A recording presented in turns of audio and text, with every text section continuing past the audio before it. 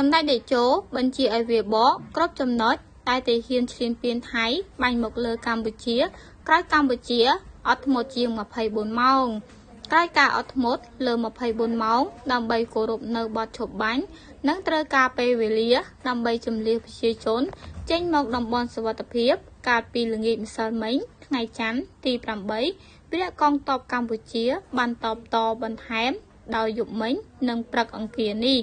តាមរយៈសំណេរបញ្ជាក់លើបណ្ដាញសង្គមនាព្រឹកថ្ងៃនេះសម្ដេចតេជោហ៊ុនសែនបានថ្លែងថាតាមនាយករដ្ឋមន្ត្រីថៃ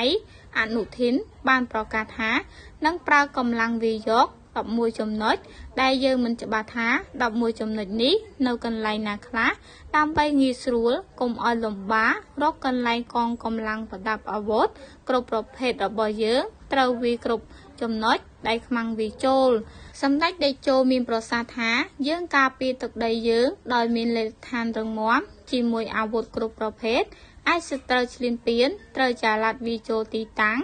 យើងពួកគេមិនអាចទូលនេតឋានមកបានទេហើយក្បាលពួកគេក៏មិនបានប៉ាន់ដៃដែរស្ថានភាពនេះផ្ដល់ប្រៀបឲ្យយើងអនុវត្តយុទ្ធវិធីគំតិចកម្លាំងរស់របស់សត្រូវតាមរយៈការចាប់តាំងទប់ទល់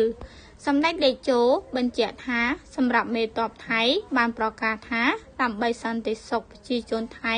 ត្រូវបំផ្លាញសមត្ថភាពកម្លាំងការពារជាតិរបស់កម្ពុជា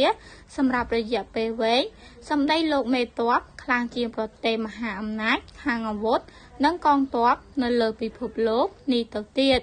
សម្ដេចតេជោបានថ្លែងសង្កត់ធ្ងន់ថាយើងពិតជាមិនអង្គុយអបដៃឲ្យអស់លោកបំផ្លាញតាមចិត្តចង់របស់អស់លោកទេ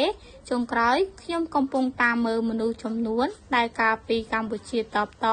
ដើម្បីការពីខ្លួនកាលពីខែកក្កដាពួកគេចោទយើងថាល្មោបសង្គ្រាមពេលដែលយើងអត់ធ្មត់គោរពបទឈប់បាញ់និងចង់ដោះស្រាយដោយសន្តិវិធីគេចោទយើងថាខ្លាចថៃមិនហ៊ានវាយឬកាត់ដីឲ្យថៃដើម្បីដូរយកសន្តិភាពពេលនេះយើងវាយដើម្បីការពារខ្លួនទៀតហើយតើពួកគេនឹងនិយាយថាយ៉ាងម៉េចទៀតកម្ពុជាត្រូវការសន្តិភាពតែកម្ពុជាបង្ខំចិត្តវាយតបតដើម្បីការពារទឹកដីយើង